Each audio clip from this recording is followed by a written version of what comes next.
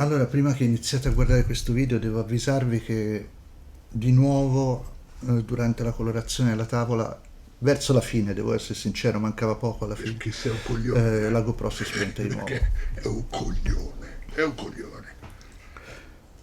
Ok. Quindi non abbiamo neanche stavolta la colorazione integrale della pagina.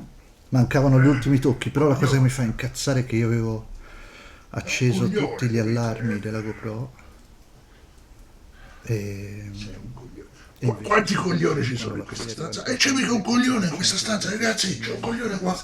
Eccone uno. e quindi io farò causa al signor GoPro.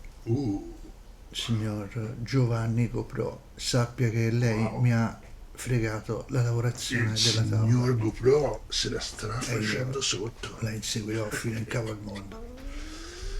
Questa è colorazione della pagina 170 e ciak. Prima cosa da fare è fissare la pagina di acquarello alla tavoletta di legno. La tavoletta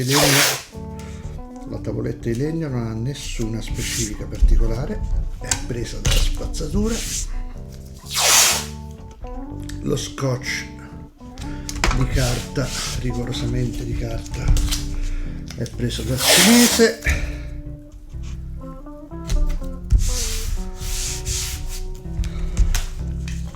È molto importante fissare la carta d'acquarello, altrimenti poi vi trovate con il foglio tutto imbarcato. Poi passo 1, la prima cosa, levare il tratto a matita. Ma questa luce mi dà noia qui, però mi dispiace per voi.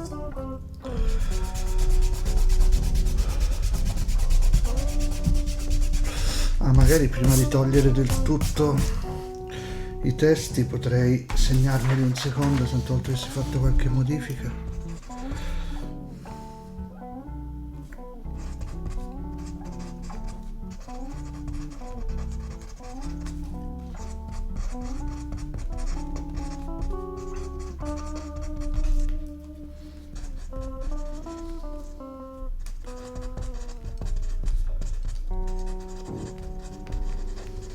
Perché questi testi poi li vado a rifare a inchiostro su un foglio più liscio, dove il pennino mi scorra meglio, per avere una calligrafia un pochino più libera.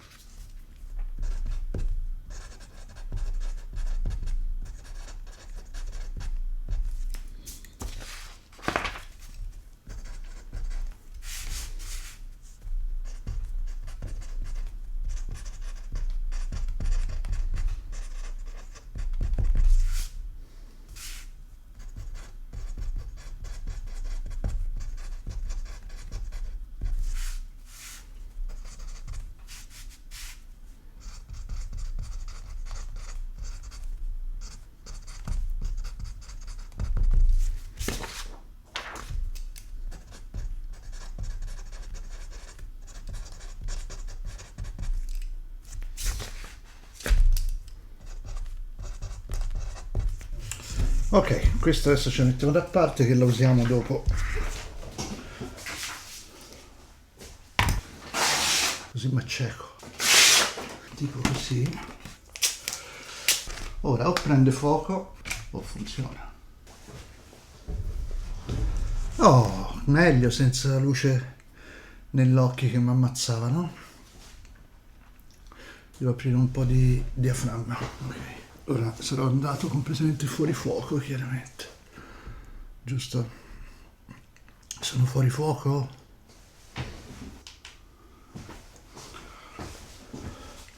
Sono fuori fuoco? Ma sti cazzi, oh. A questo punto si toglie tutta la matita. Secondo il comitato che sovrintende alla realizzazione di questi filmati, tutta questa parte della pittura e delle pennellate poteva essere velocizzata. Noi capiamo la radicalità di alcune scelte, ma così si sta esagerando. esagerando. Secondo il comitato che sovrintende alla realizzazione di questi filmati, tutta questa parte della gomma e della cancellazione poteva anche essere velocizzata. Noi capiamo la radicalità di alcune scelte, ma così si sta esagerando.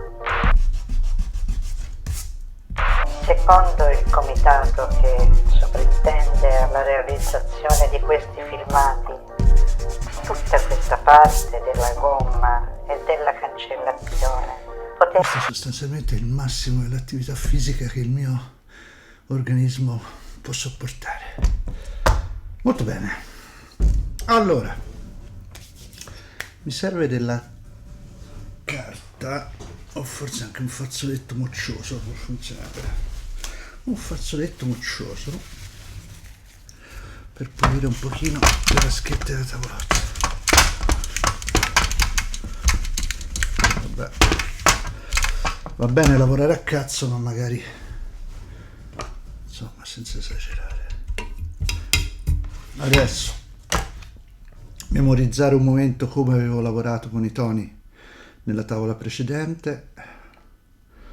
Tanta terra d'ombra, un po' d'indaco mescolata, un pochino di aranci sulle luci, un pochino di verdi nel buio, vabbè. Proviamo. Quando lavorate ad acquerello, amici cari che seguite questa follia, ricordatevi di preparare sempre tanto colore. Io non lo farò adesso abbastanza, ma voi dovete farlo di più, perché più avete colore sulla tavolozza e meglio verrà la vostra pittura, perché tutte le volte che avete il pennello un po' scarico così l'acquarello perde sempre un po' di qualità. L'altra cosa che dovete ricordare è che l'acquarello quando asciuga schiarisce, quindi se avete in mente un certo tipo di tono che volete dare al vostro oggetto, alla vostra scena, dovreste avere l'accortezza, so che non è facile, però sarebbe bello, avere l'accortezza di farsi un colore un pochino più scuro di quello che si ha in mente.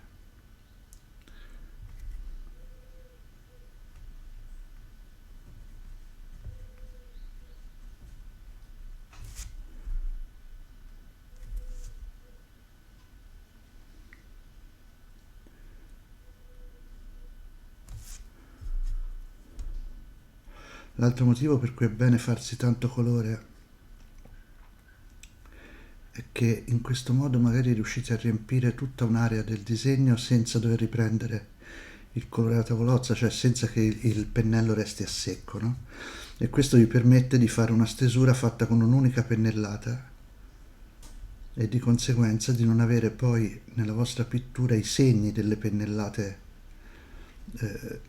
aggiunte una dietro l'altra, perché finché voi lavorate che l'acquarello che avete sulla pagina è bagnato, come in questo caso, e più la disposizione del colore viene uniforme.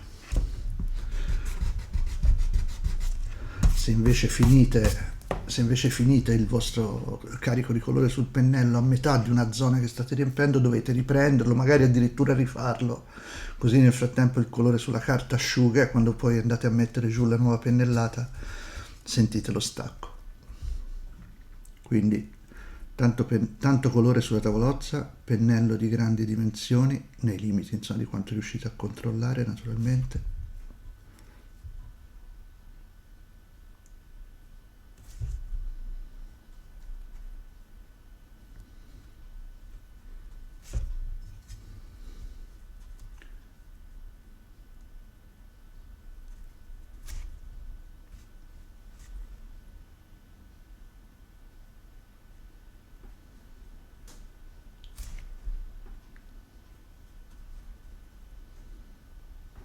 Ho visto che qualcuno nei commenti mi ha scritto che avrei potuto far pagare per questa cosa che sto facendo. Devo essere sincero, non è che c'ho il cuore buono, è che proprio non ci avevo nemmeno pensato, siccome non sono tanto sveglio, ma sinceramente anche adesso che mi ci hanno fatto pensare, non credo avrei mai fatto a pagamento una roba del genere. Primo perché per me fare questi video è stata anche un'occasione, una scusa anche a suo modo, per riattaccare il western che si era fermato.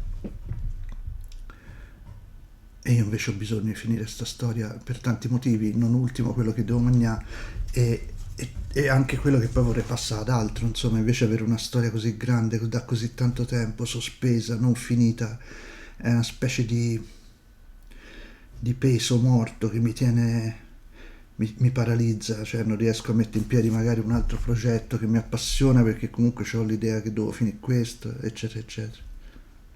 L'altro motivo per cui... E quindi insomma c'è una cosa che a me non mi sembra di regalare nulla, a me mi sembra di fare uno scambio. Io faccio sta roba, mi sento utile e nel frattempo, che per me è una cosa molto importante, e nel frattempo ne approfitto per andare avanti col mio lavoro. E poi c'è l'altro motivo, quello che ve lo dico, voi non mi prendete male, o amici invisibili ai quali mi rivolgo mentre parlo da solo nella mia stanzetta, che è quello che secondo me, se sei una persona della mia età, soprattutto come nel mio caso senza figlioli, e soprattutto come nel mio caso che ho avuto tanta fortuna, alla fine, cioè, nonostante i malanni, i casini, quello che... ho avuto tanta fortuna soprattutto nel mio lavoro, e secondo me i vecchi de merda hanno un pochino questo dovere di restituire.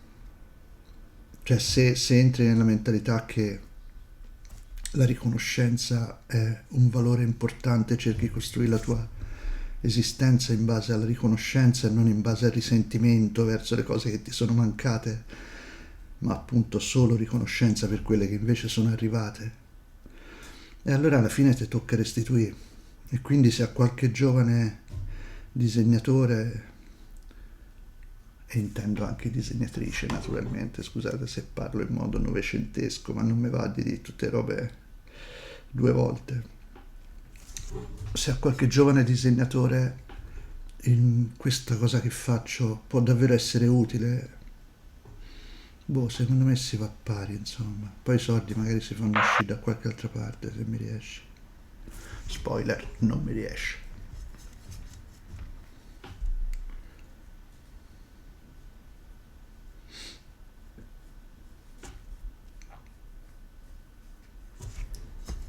Poi chiaramente arriverà un momento in cui comincerò a fare l'elemosina con YouTube, classicone, arriveranno le icone tipo dona al tuo, sostieni il tuo artista preferito. No, scherzo, non lo so.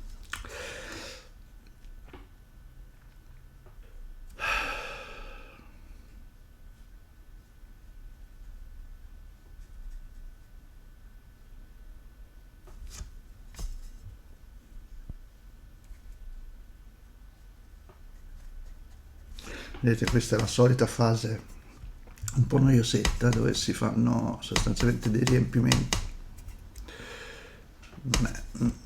Poi spero magari più avanti di avere occasione di dipingere cose differenti dove vi posso far vedere magari come tratto i cieli, come faccio cose un pochino anche che danno un po' più di soddisfazione a vedersi rispetto a queste scene al chiuso tutte uguali senza particolari giochi di luce o altro. Purtroppo nel fumetto tocca anche questo, a volte entri in delle scene che magari quando le hai scritte ti sembravano anche interessanti, ma che poi si rivelano visivamente proprio pallose, capito? Perché appunto magari nella prima pagina della scena non sei riuscito a inventare un'atmosfera particolarmente avvincente da dipingere, e così ti ritrovi poi a doverti fare tutte le altre nello stesso modo. Nel frattempo sto morendo di caldo come al solito, quindi è meglio che apra un po' di porta. Sono schianto. Piove pure.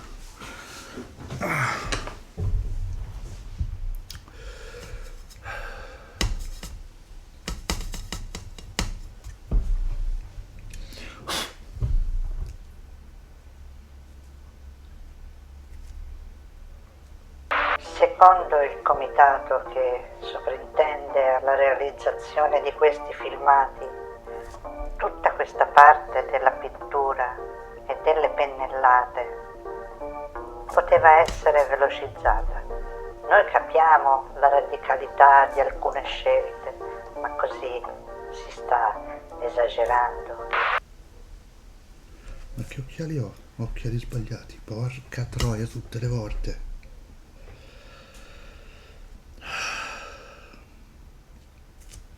Cambio occhiali.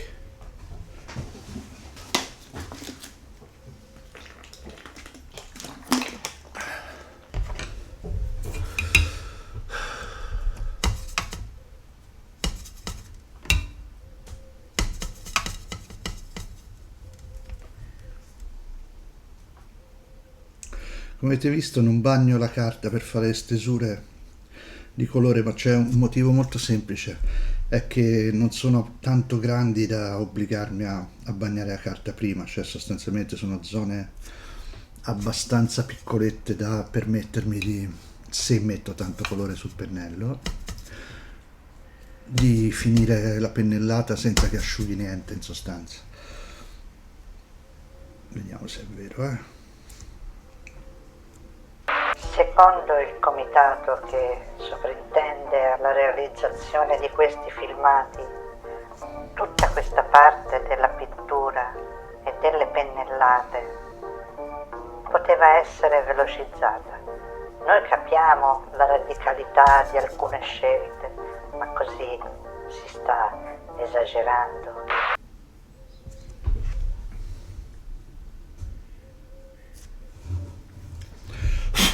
È abbastanza vero.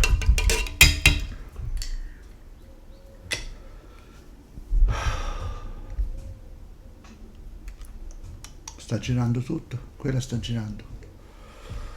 Quella posso fare. Ah, io, è pure un po' troppo aperto sto diaframma. Vabbè, sti cazzi. Te stai girando, l'iPhone sta girando. Allora, adesso su questa stesura amorfa, porca troia, dov'è il phone?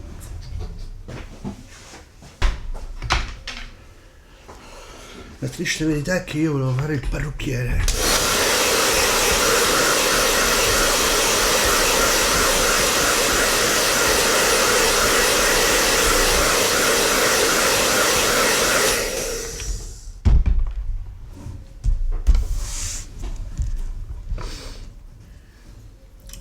Ora dobbiamo simulare un pochino di assi di legno della capanna. Per farlo userò lo stesso tono che ho usato per il fondo, però con un po' di indaco dentro e un po' di verde smeraldo. Vediamo se funziona o se fa schifo al cazzo, anche perché comunque devo scurire un pochino tutto, non troppo, perché nella tavola precedente non sono riuscito ad andare abbastanza giù. Ora devo stare attento a non fare le cose per bene qui, che rischiano poi di non legare con la tavola precedente, quindi tripla sorveglianza speciale anche su questo.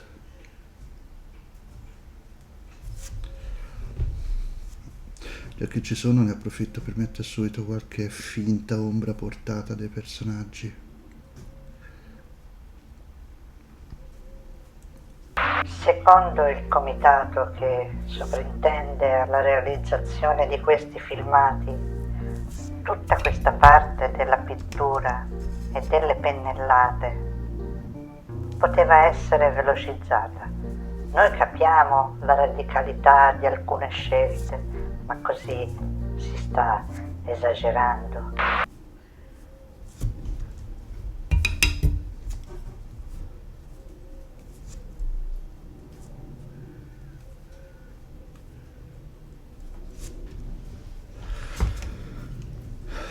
Secondo il comitato che sovrintende alla realizzazione di questi filmati, tutta questa parte della pittura e delle pennellate poteva essere velocizzata. Noi capiamo la radicalità di alcune scelte, ma così si sta... Questo western è una storia veramente strana, perché essendo molto lunga, non tanto lunga quanto numero di pagine, perché comunque ad esempio La Terra dei Figli era più lunga di questa, ma lunga come di tempo che viene narrato. La Terra dei Figli era molto più stretto, qui passano proprio i mesi. E,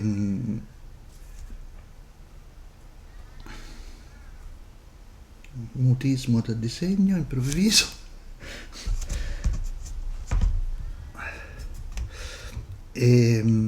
E quindi passo in continuazione da stati simili che sono tipo, ah cazzo, non vedo l'ora di essere a quella scena dove c'è Carmine malato nella baracca, bla bla bla.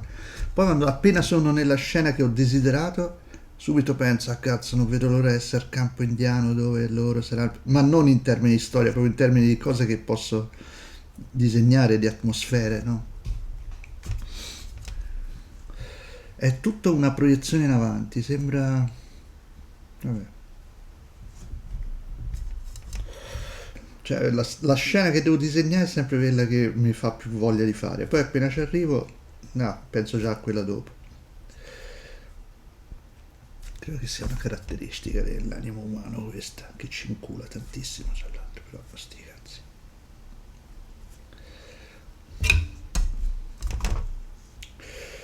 Ora, se siete tra quelli che con un buon cuore che quasi non riesco a immaginare, hanno seguito tutti i video di questa lavorazione, forse vi potreste essere accorti di come la pittura su questa tavola stia andando più spedita e un pochino più convincente, in modo più convincente di quanto avessi fatto nella pittura del primo video, di pagina 169, il primo proprio in assoluto. E questo è il discorso sull'allenamento e sull'atletica che ho fatto proprio nelle prime riprese. Pur facendo il coglione, pur cacciando ammazzasomari, pur facendo l'imbecille in video, eccetera, comunque sia il mio corpo, penso, più che il cervello, si è riscaldato, diciamo, cioè è diventato più capace di gestire le scene, i colori, insomma, non le scene, scusate, perché mentre dipingo, raga, veramente non mi riesce a fare una frase per il verso, forse dovrei stare zitto, ma stai zitto, infatti, stai zitto. Un po' troppo esposta questa immagine, vabbè. Allora, una bella messa in piega.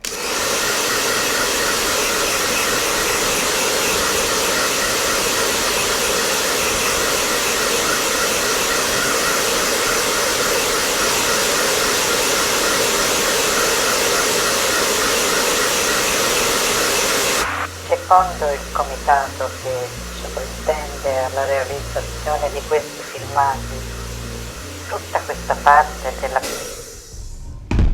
Prima cosa che noto guardando le due pagine è che nella pagina precedente c'è molto più azzurro, molto più blu nel marrone. Una cosa che devo tenere a mente e che aggiungerò però in fase di produzione delle ombre. Sostanzialmente quando vado a fare le ombre avrò cura di dare anche qualche pennellata di azzurro in più. Adesso andiamo avanti col giochetto del riempi gli spazi bianchi.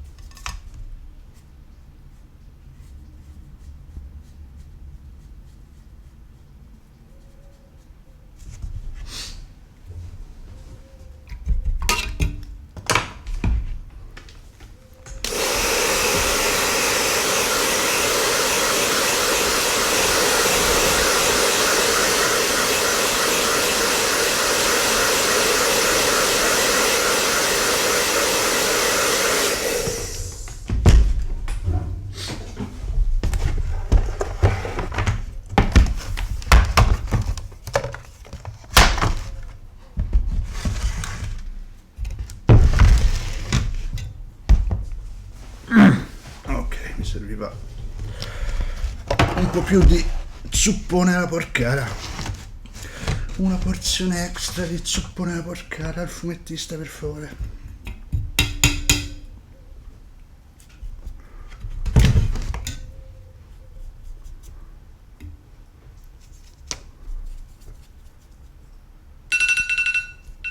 Oh, questa non ci voleva. Questa è la sveglia per la pillola per la pressione. Ricordo, sì, al ritorno vi racconterò la storia della pillola della pressione. Stop. Pillola della pressione, blocco 2.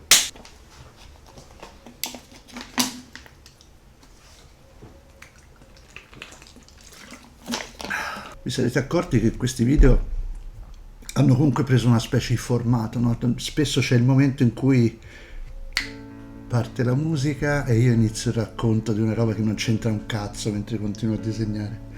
Questo è uno di quei momenti. In pratica io ho sempre sofferto di mal di testa molto forti, molto forti. Era una cosa della quale soffriva anche la mia mamma e mi sono sempre detto che in sostanza, pur non capendo il motivo, l'origine di quelle emicranie, fosse una roba che semplicemente mi era toccata come destino, insomma, una cosa che faceva parte di me, ero io, quei mal di testa.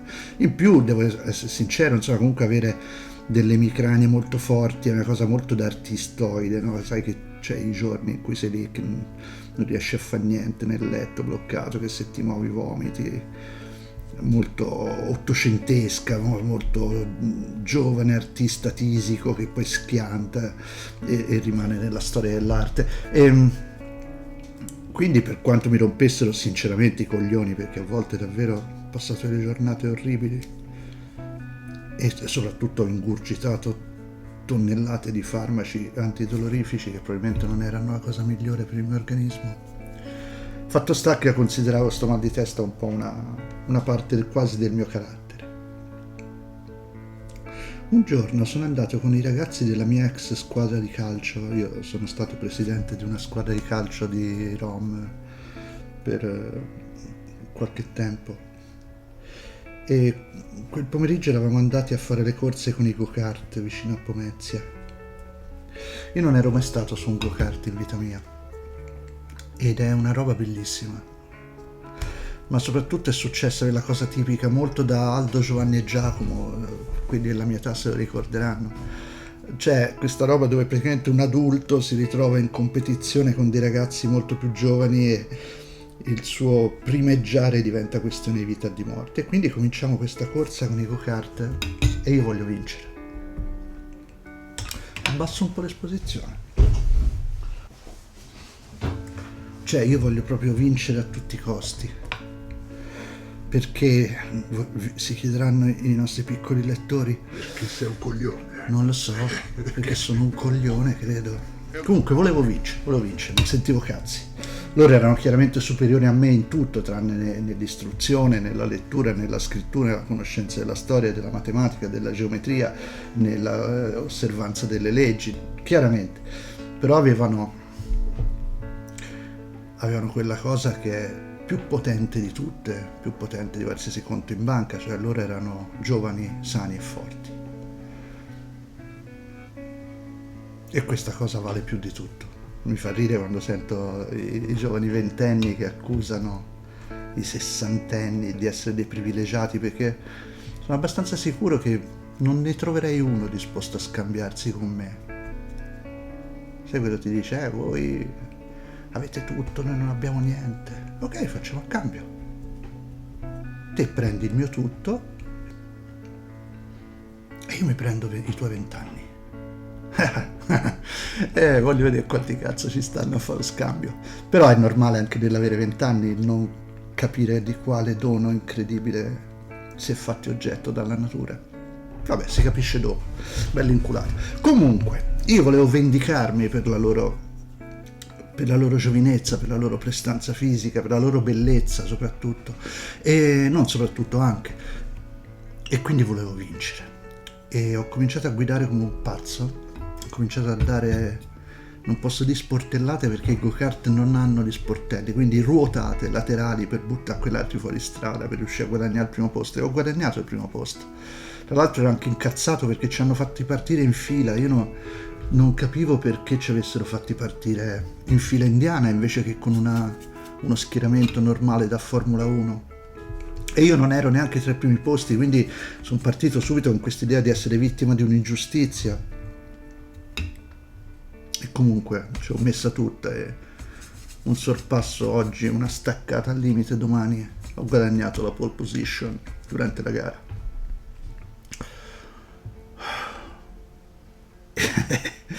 E l'ho mantenuta fino a 5 giri dalla fine, quando una specie di manona gigante mi ha stretto il cuore nel petto, mi ha tolto completamente il fiato e sono stato assalito da una specie di febbre improvvisa che mi ha fatto sudare freddo e tremare, ed ero gelato e mi mancava completamente il respiro, con questo dolore fortissimo al petto, e ho capito che in sostanza stava succedendo una di queste cose tipiche da uomo di mezza età, tipo un infarto o qualcosa di simile.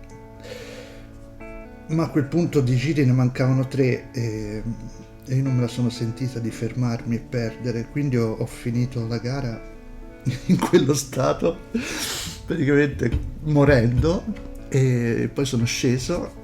Ho scoperto solo allora che la gara, e questo era il motivo per cui eravamo partiti in fila indiana e non con uno schieramento normale, la gara praticamente era a cronometro e io ero secondo in realtà nel tempo, anche se avevo tagliato per primo il traguardo. Ero partito male, poi invece avevo fatto i numeri nel finale, ma ormai era tardi, e così sono sceso al go-kart, ho detto scusate, io non credo di stare tanto bene, sono andato a casa, mi sono messo sul divano e sono rimasto sul divano tipo 48 ore senza essere in grado di alzarmi, e solo dopo un paio di giorni mi sono trascinato da un dottore dicendogli mi è successo questo e quest'altro.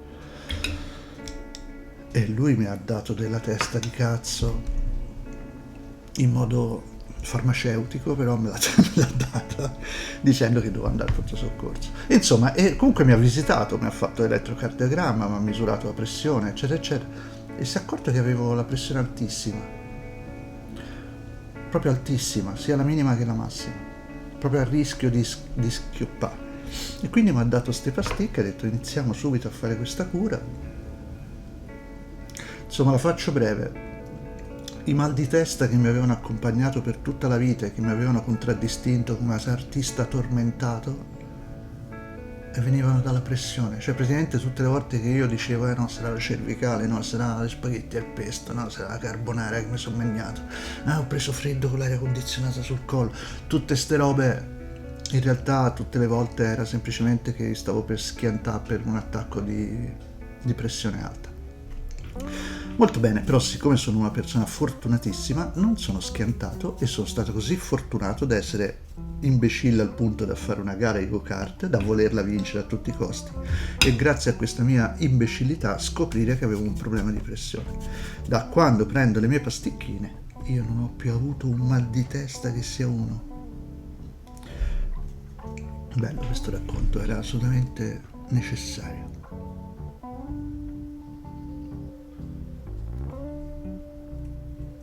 Ferma la musica. In realtà ci sono stati molti altri mal di testa, tutti inventati però, soprattutto in concomitanza di impegni, presenze in festival di fumetto o trasferte per presentazioni di libri. Se vi state chiedendo come mai durante la lavorazione a una tavola di fumetto io mi fermo e vi racconto la storia della mia pressione alta, che cazzo c'entra? Probabilmente qualcuno starà anche dicendo ma io non sono qui per sentire questo che vi racconta la sua pressione alta.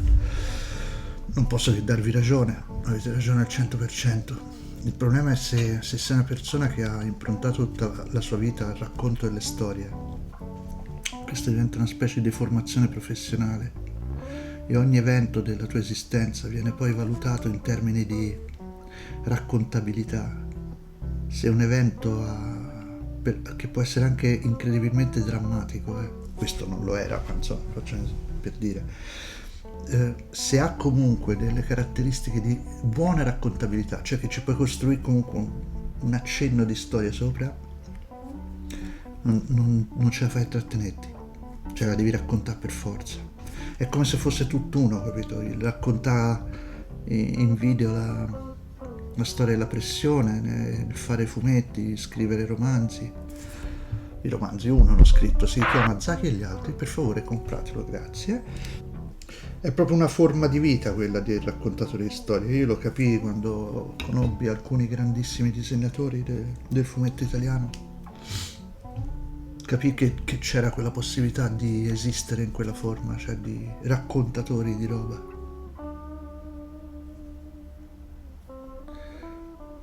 E volevo che fosse anche la mia forma una volta che fossi cresciuto.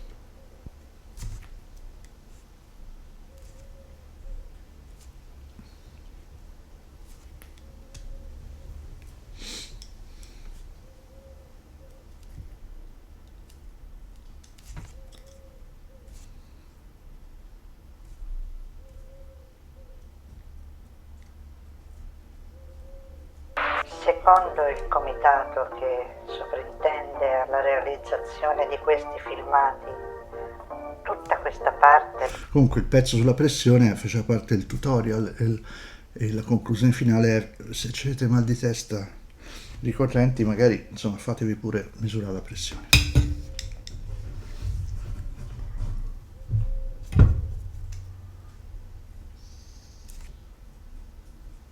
Secondo il comitato che... Vedete queste pennellate che sto dando su questi orecchionotti? Cioè non vado a riempire tutta la forma, perché quando si fanno le pennellate d'acquarello e si vuole lasciare un po' di luce o qualcosa che luccica un attimo, è molto utile lasciare dei bordi bianchi tra la pennellata e il margine dell'oggetto, cioè il tratto nero dell'oggetto.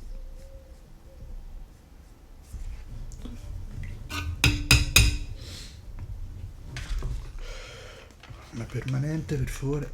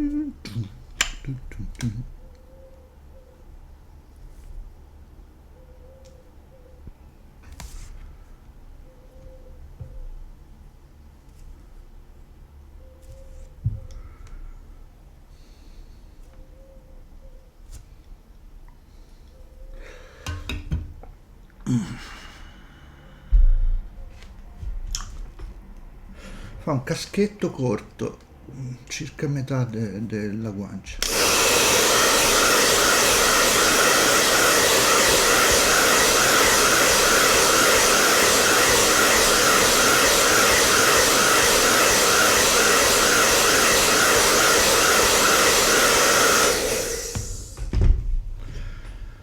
check macchine perché vorrei che andasse tutto se fosse possibile. Ok, questo va all'iPhone, se non va pace, tanto ho due camere qui. Ok boys, siamo arrivati a The Faces. Scusa, telecamera, ho fatto casino. The Faces, che non è The Faces nel senso della cacca, ma le facce. Dove cazzo le lavoro? Qui. Cerchiamo di non fare in modo che ci sia del fango bituminoso che va sugli incarnati, perché insomma vorrei controllare quello che accade ai personaggi. Oh, che bello, vedo che ho lasciato proprio completamente dimenticato dei tratti del personaggio. Bravo Giannino.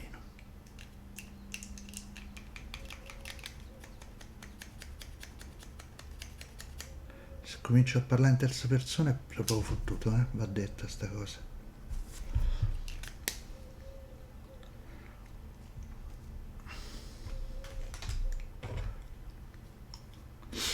Cioè, o sono fottuto o vado a Temptation Island, dipende, ho queste due strade davanti a me in quel caso.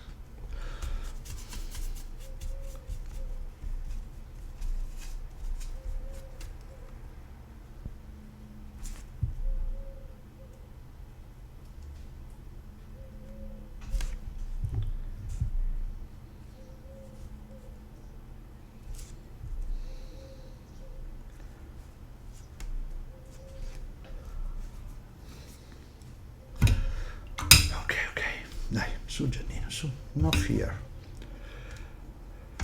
La paura uccide la mente.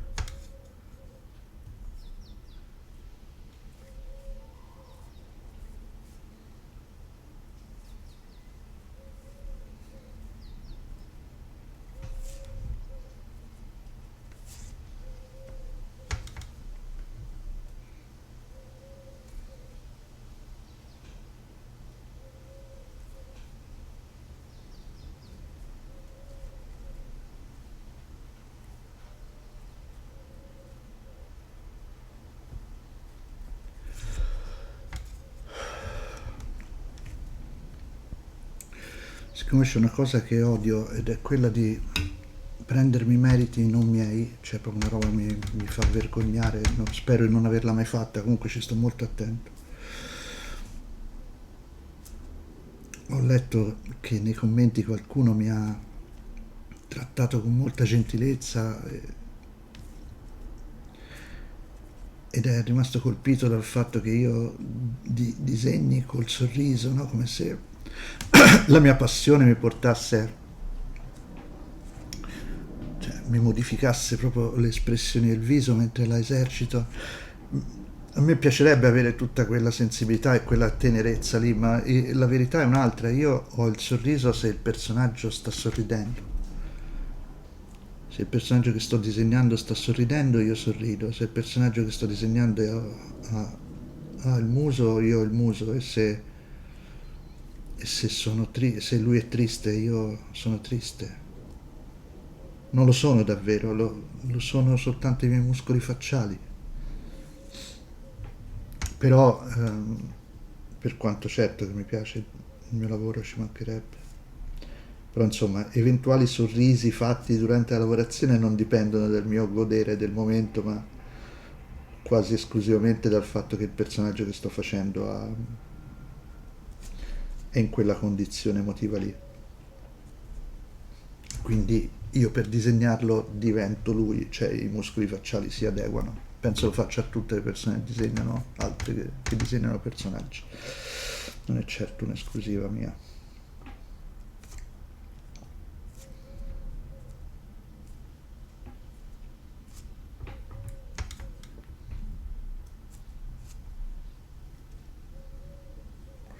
Ma sta riga che ti ho fatto sotto sulla bazza, che colore è? Vedete che con le pennellate di colore si possono aggiungere delle forme ai tratti somatici, no? Tipo a lui gli ho alzato un pochino le guanciotte, ora poi dopo lo arrosserò anche un pochetto perché mi piace l'idea che sia quasi imbarazzato, anche qui devo arrossarlo un pochetto. E secondo me è sempre bene quando si riesce a limitare il numero di tratti neri. Non vale per tutto, ci mancherebbe, e certo non per tutti gli stili o per tutti i disegnatori, ma figuriamoci. Ma per chi lavora ad acquarello, e secondo me una delle cose di quando si lavora ad acquarello è proprio che il tratto nero rischia sempre poi di essere in conflitto con la pittura, perché la pittura ad acquarello è molto delicata. E quindi secondo me meno ce n'è di tratto nero in teoria, perché poi non si può fare chiaramente sempre, però meglio è. Quindi se riuscite a limitare il numero di tratti che utilizzate per definire una faccia, magari pensando appunto che poi più avanti durante la colorazione potrete tirare su delle cose, delle parti anatomiche soltanto col colore, secondo me è una cosa buona. No, non sempre mi riesce, ci mancherebbe, figuriamoci. Però quando mi riesce vedo proprio la differenza, no? Che il disegno rimane più luminoso, è più chiaro anche nella lettura, quindi secondo me è una cosa quasi oggettivamente positiva, diciamo.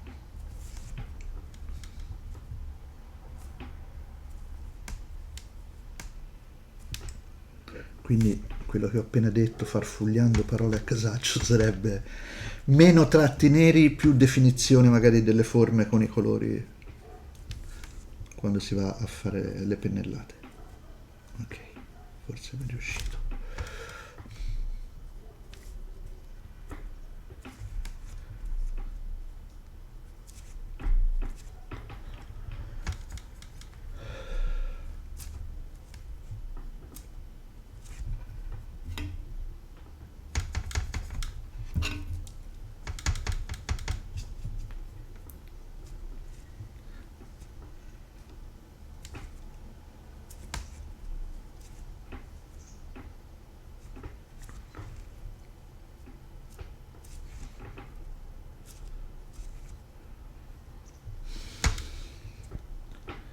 Come vedete sto ritornando con lo stesso colore sopra a pennellate che ho già dato, semplicemente perché siccome sono un po' pavido non riesco, cioè forse ci riuscirei pure, però ho un po' paura a fare subito il tono intenso come deve essere, preferisco quindi, visto che questa carta me lo consente, tornarci su con passaggi differenti, quindi uso lo stesso colore e ci faccio due stesure in sostanza.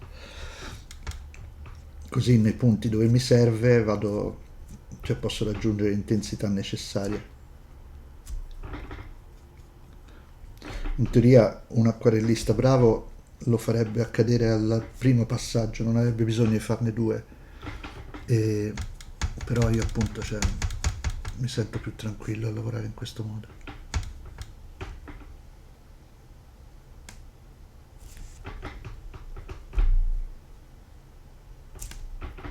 Vedete, insomma, è come se fossero tanti livelli a trasparenza uno sull'altro, no? Così che ogni volta che ci torno con lo stesso colore questo si intensifica di più.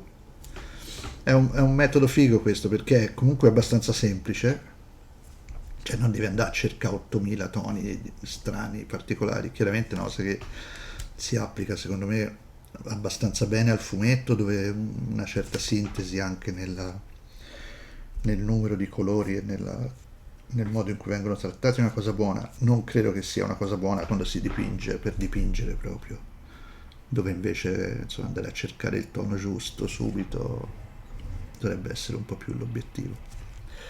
Anyway,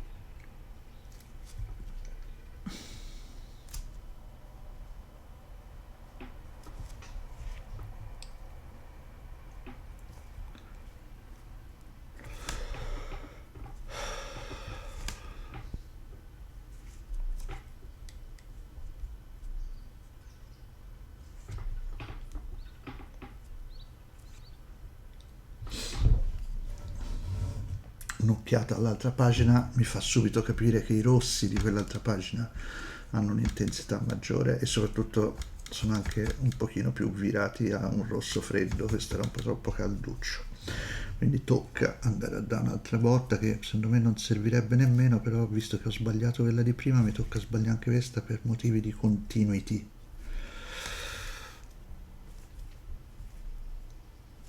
Sì, c'è poco da fare. Purtroppo siamo a fare un fumetto, quindi il fatto è che le tavole devono essere omogenee tra di loro man mano che si va avanti, altrimenti il lettore si stacca, ce lo perdiamo per la via, accende la PS4 e chi lo vede più?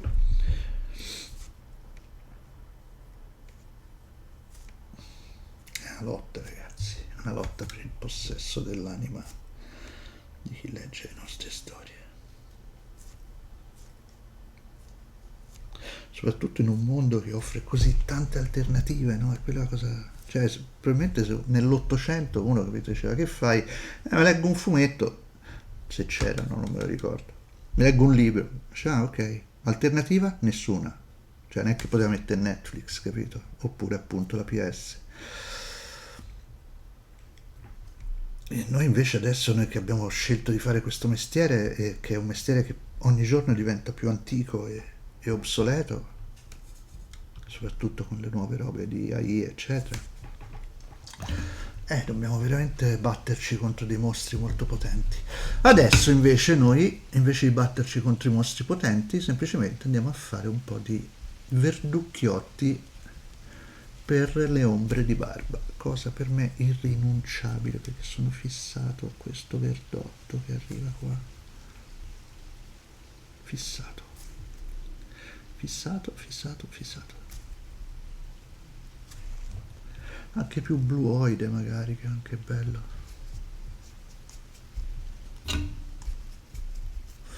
Mentre disegno ogni tanto mastico una scingomma invisibile. Del resto parlo con persone invisibili, mastico chewing gum invisibili, diciamo che insomma è tutto nel pacchetto, no? Poi il labronico ci ha gli occhi azzurroni.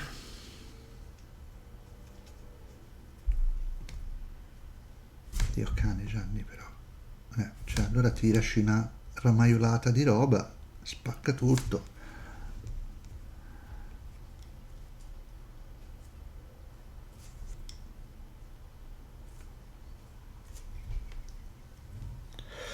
E poi però ci ha le sopracciglia marronate, biondate.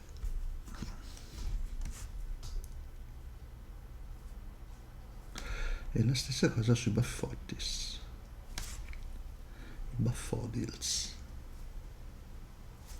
E la stessa cosa sull'ombra della barba, lui ci deve avere anche un pochino di ocra giallo chiaro, perché comunque il suo tono di incarnato deve essere più questo. Ok.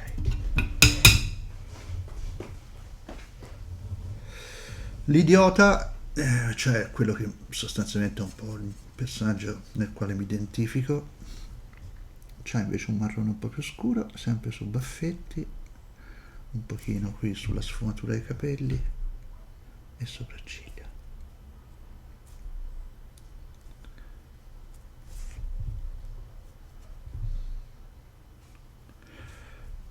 Salvo Cinnisi invece ha i suoi bravi baffoni in indaco e il marrone.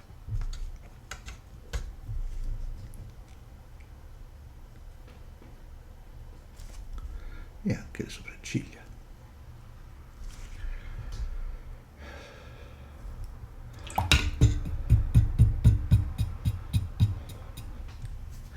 Testa a tromba, idem, usiamo lo stesso tono che ho usato per Salvo, cioè indaco e il marrone scuro.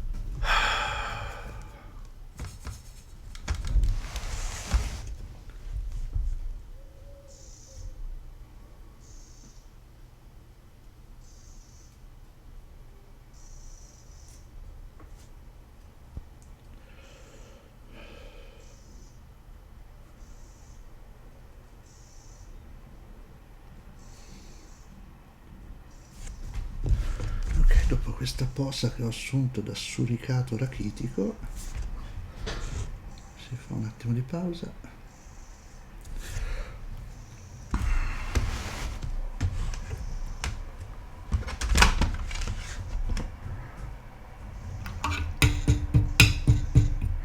Testa a tromba, c'ha gli occhi chiaramente scuri, marroni scuri.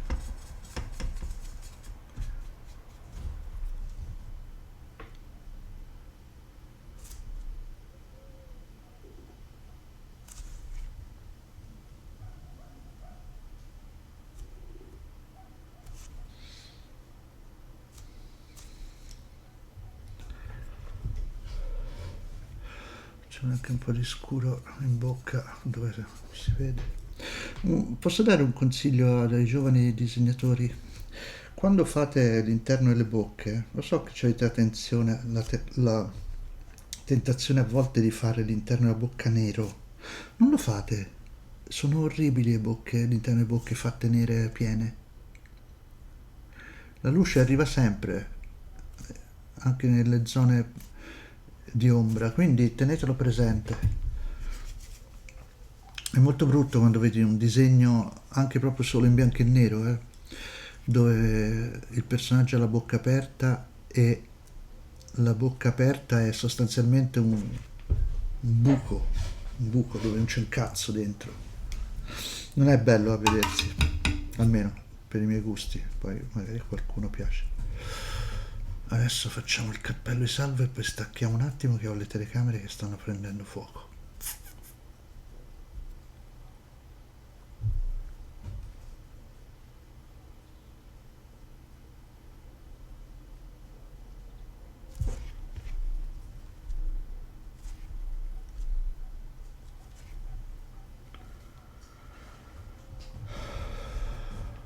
Sì, sostanzialmente la prossima fase si tratta di aggiungere gli aranci dell'illuminazione e i toni blu e verdi per abbattere un pochino tutto.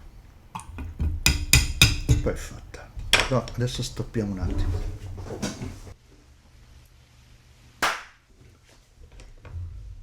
Bene, adesso c'è la fase, una delle fasi che preferisco in sostanza, è quella in cui si vanno a mettere i toni che fanno un pochino di ombra e di profondità, spero, al lavoro.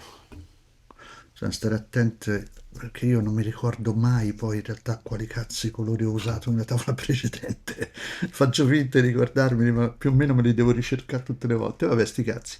Io credo che uno fosse questo. No, questo è troppo verde, così faccio veramente il danno. Allora, questo è troppo verde, vuol dire che devo aggiungere indaco e diluire.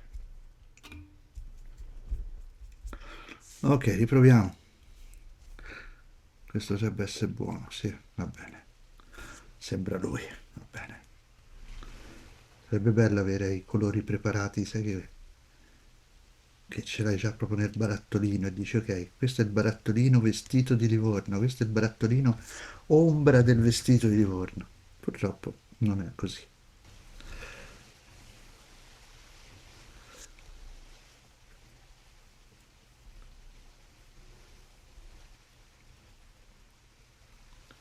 Magari non Hitler, anche se c'è a chi piace.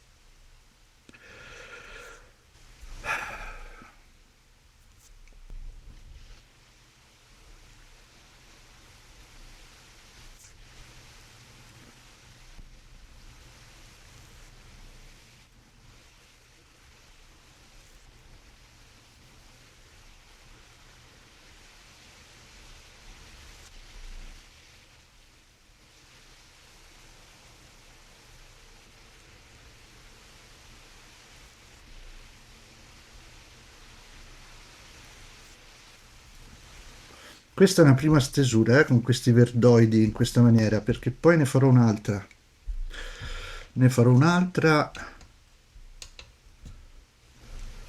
un pochino più violenta forse. Oddio, questa già ho menato abbastanza. Vabbè, non è male, sto tono è bello. Ok.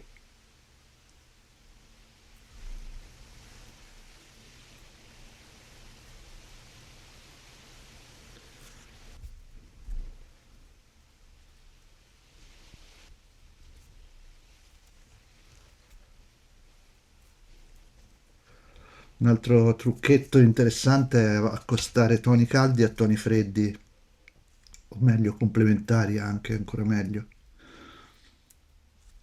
per far risaltare le forme. Sì, lo so, non l'ho spiegata a modo, ora non la spiego, poi magari ci torniamo su un'altra volta. Devo stare un po' concentrato anche sul lavoro, bimbi.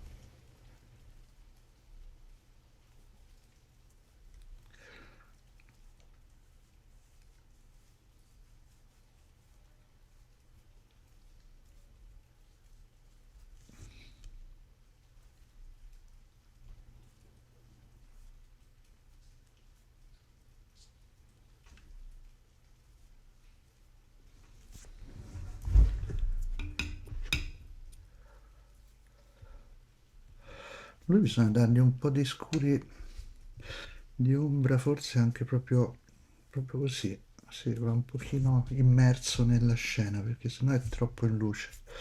Poi ci torniamo sopra con i toni dell'illuminazione.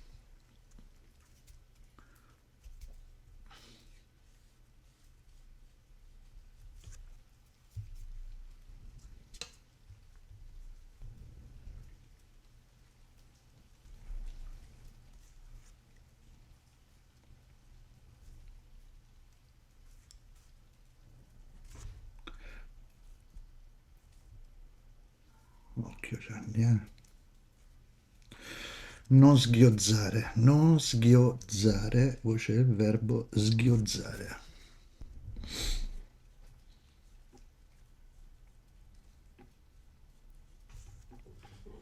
questi trattini che ho fatto, ecco, meno male l'ho potuti levare perché veramente era una roba di una ghiozzaggine, infatti avevo sghiozzato, evidentemente.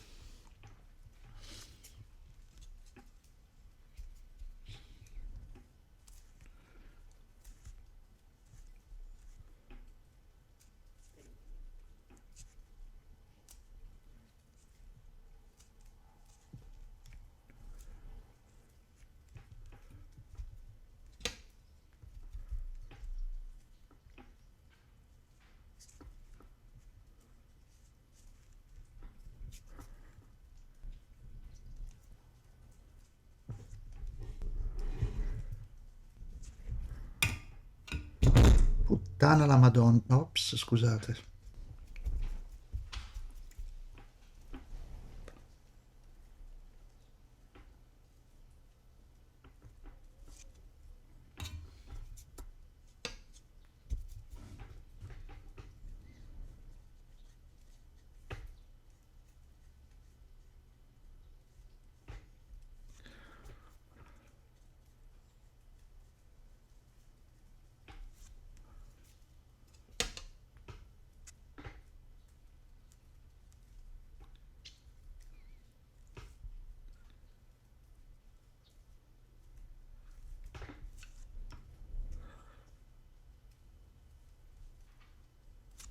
Cazzo, non avevo fatto i trattini scuri sulle code.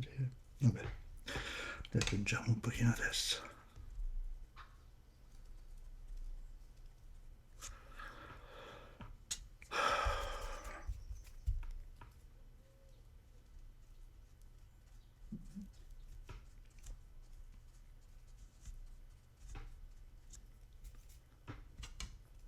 Vedete, qui abbatto solo i toni perché queste sono quinte, non c'hanno nulla a dirmi se non accentrare l'attenzione sul personaggio centrale della vignetta. Quindi le posso stringere un po', cioè le posso battere giù di tono di modo che diventino anche meno visibili, proprio meno protagoniste nella scena. Anche se su questa sinceramente un po' di verdi ci andavano, che vabbè.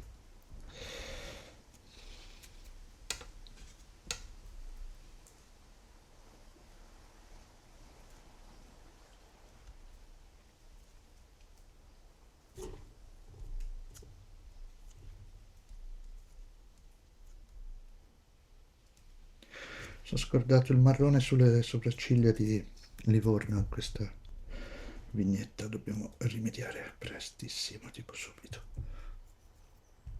Adesso torno a Livorno, stai tranquillo, non me lo scordo, stai lì fermo, buono, non ti muove, non brontolare, torno da te appena ho finito questa, stai tranquillo.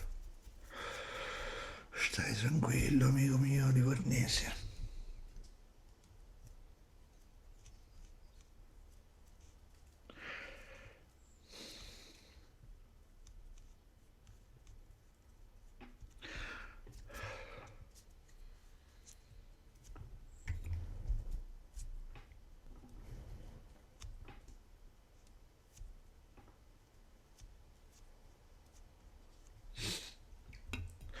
Ah, non me le ero scordate solo lì le robe di Livorno. Allora, a me mi fa per favore tutti un po' sfumati dietro e più anche dalle parti un po' più lunghi sopra.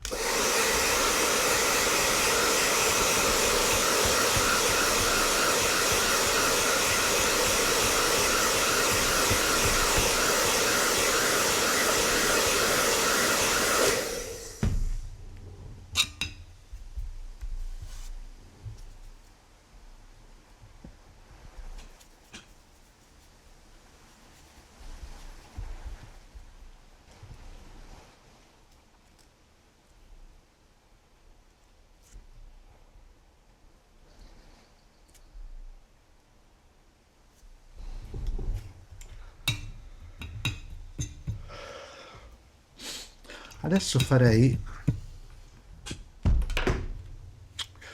un pochino di aranci di illuminazione e poi faccio un altro passaggio forse di scuri, forse, perché non voglio esagerare, però Il passaggio comunque sugli aranci e i gialli, c'è della luce delle torce nella stanza, devo fare per forza.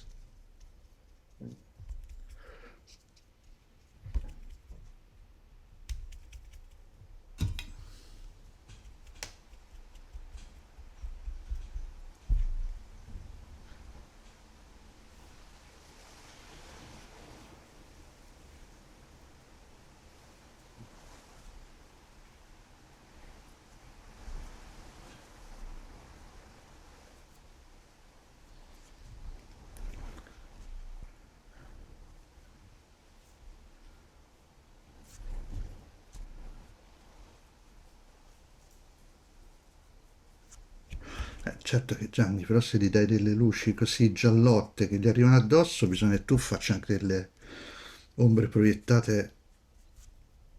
Dio che ne sto riparlando di nuovo in terza persona, sto impazzendo, mamma è morta, quindi sto veramente impazzendo.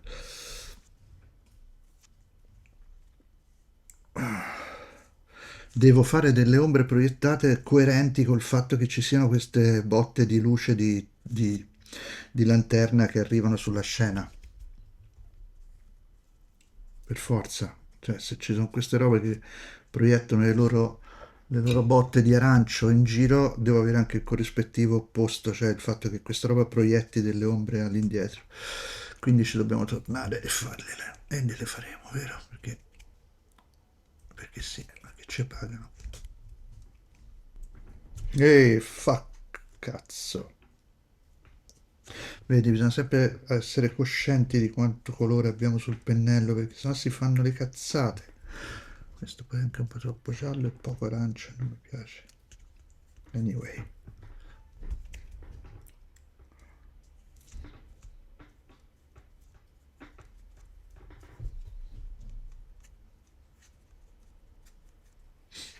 Questo vuol dire che adesso, dopo i riccioletti fitti fitti, per favore.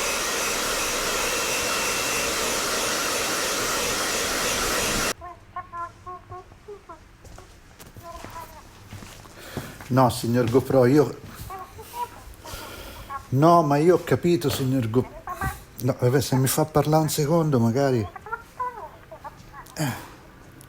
Vabbè, però se io attivo l'allarme di stop, ma l'allarme di stop non mi suona quando finisce la batteria, cioè che ci faccio io? Cioè, quindi la fine della batteria è un evento sconosciuto per noi utenti.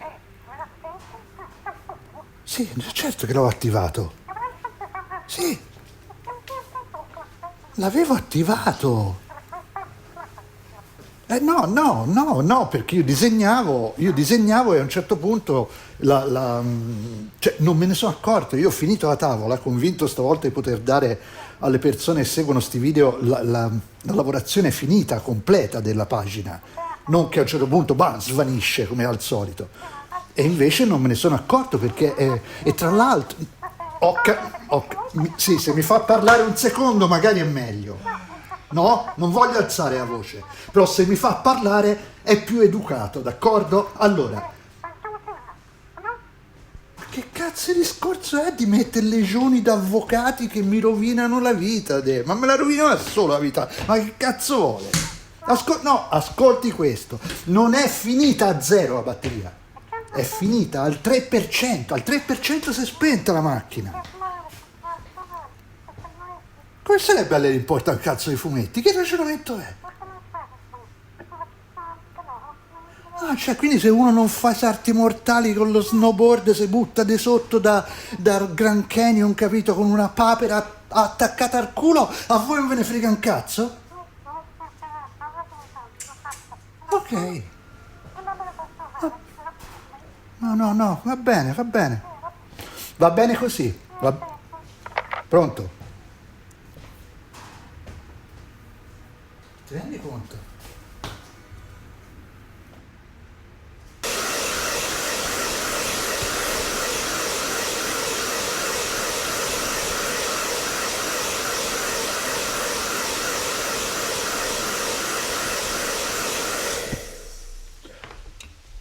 Accentuiamo un pochino alcune ombre adesso, poi si fa festa.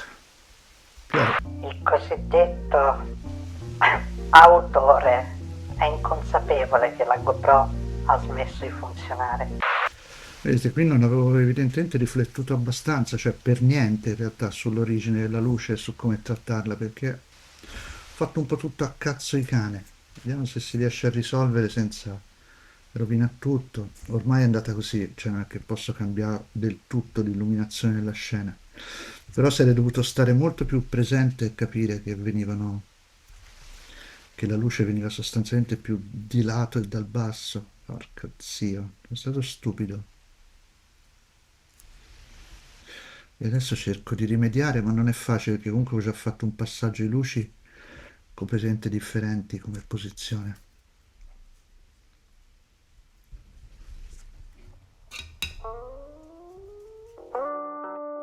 Visto che il cosiddetto autore non si è accorto che la GoPro ha smesso di filmare, il comitato che sovrintende la realizzazione di questi filmati ha deciso di velocizzare tutta questa parte della lavorazione, con la speranza, in questo modo, di proteggere gli utenti più fragili.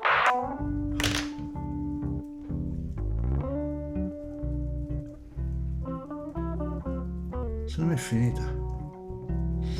La scansione e pulizia. Riguardo alla pulizia ho apprezzato molto il fatto che molte persone abbiano provato a suggerirmi dei metodi alternativi a quello orribile che uso io. Non ho avuto ancora modo di provarli, sono sincero. Li proverò. Mi piaceva molto l'idea di scansionare prima lasciando poi i bianchi, eccetera, ma il mio cervello non ce la fa a scansionare una roba finché non è finita. Nel senso, se io scansiono la pagina quando ho finito l'inchiostrazione, prima dei colori, dei demoni bar Igura dentro di me mi dicono che la colorazione verrà una merda e che quindi il mio aver scansionato la tavola prima non serve a niente. Quindi io devo per forza scansionare quando è finita. Riguardo alle selezioni automatiche, eccetera, eccetera, sì, sono tutte fighe. L'unico problema è che poi vanno a fare delle tracciature proprio pixel per pixel con delle zigrinature molto forti che anche se li metto dei feather, delle piccole sfumaturine, non arrivano mai a avere la stessa morbidezza che arriva la pennetta con l'inchiostro bianco quando io vado a fare la pulizia manuale. È vero che nessuno sulla Terra si accorgerebbe la differenza tra quelle pennellatine bianche e un'eventuale pulizia automatica fatta con le selezioni, però me ne accorgo io. E quello è il problema. Il problema è quando sei tu il peggior nemico di te stesso. Grazie per aver seguito anche questa puntata. A presto, forse. Vediamo. Chuck in coda. Sono un coglione, un coglione, yeah. Sono un coglione, un coglione, sì. Sono un coglione, sono sempre stato un coglione.